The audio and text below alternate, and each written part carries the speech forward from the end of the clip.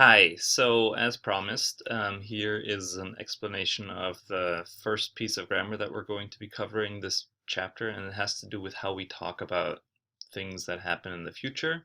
The name of it in German is das Futur, which is very similar to the English term. And the things that I want to stress are: when is the future tense used? How is it formed? And using the present tense to express events in the future. So when is the future tense used? It's fairly straightforward. When you want to express something that you intend to do tomorrow, you know, next week, at any point that's, not now, but is going to happen, you tend to use the future tense. Which brings us to point number two: how is it formed? The most important aspect in German when we want to express events in the future is the verb werden. So something will be, and the conjugation of the verb is listed here. Ich werde, du wirst, er, sie, es wird. Wir werden, ihr werdet, and sie werden. So as you can see, what you have to pay attention to is in the second and the third person singular that you change the vowel E to an I. Other than that, the endings are straightforward.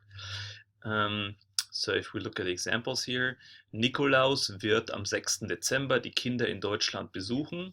So Nikolaus, or Saint Nick, will visit on December 6th kids in Germany.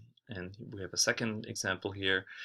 In unserem Kurs werden wir in diesem Kapitel mehr über den Karneval lernen. So in our course, we will learn, as part of this chapter, more about Carnival.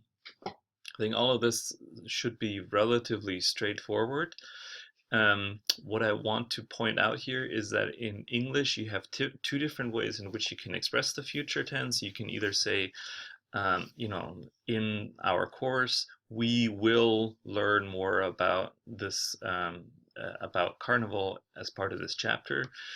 But you could also say, in our course, we are going to learn more about Carnival as part of this chapter. So there's two ways of saying, using, or forming the future tense in English, versus there's only one in German, which I suppose in a way makes it easier to a certain extent.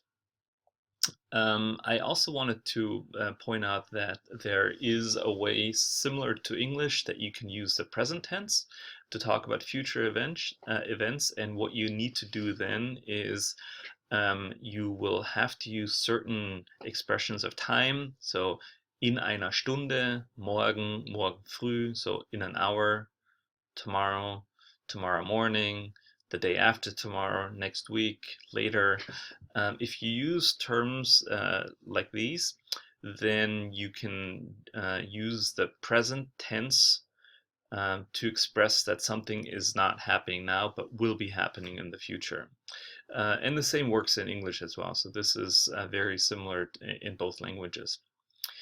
After you have now watched this, you should be able to complete the activities that I put in the Google form. The scores are only an indicator about how well you've done. I'm